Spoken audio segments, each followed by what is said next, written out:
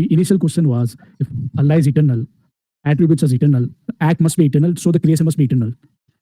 No. This is actually very interesting. Imam Al-Ghazali tackled this previously, because what you brought out is actually an excellent point. Ghazali was upset. 1 minute, Hasim. 1 minute, Islam. So Mansur, let me complete how Mansur went. Okay. No, what I was telling that, so when I bought this to the Mansur had told that there's no logical contradictions there. So he told me to go back and look whether there's logical contradictions or not.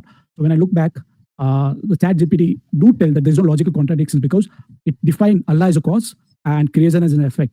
Right? Yeah, correct. There's no contradiction. If there's no time, then you cannot imply cause and effect. Because no. This is why you need to just let me finish, and you'll see. I know where you're going, and it's all right. I've got this covered, all right?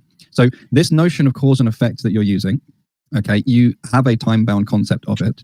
Now, this is why I distinguished Allah. Prior to creation, He existed eternally, right?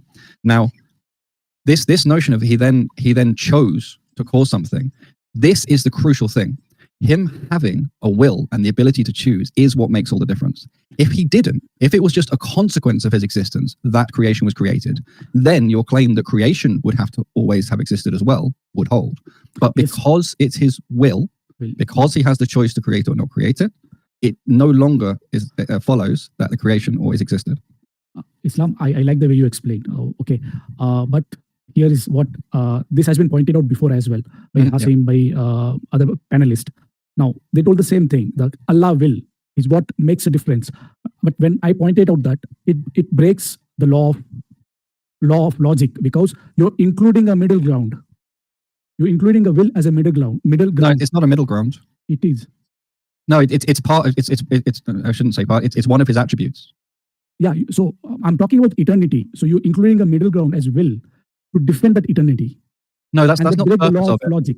That's not the purpose of it. That's the application, or it's an application of it. So are you familiar with the argument from contingency? I'm familiar. Brilliant. Okay. So you know the difference between contingent and necessary? Agree. Okay. So to make this a bit firmer, you agree that there are contingent things, like myself. Okay. And there's a chain of contingent things. And then we go back to this need for a necessary being.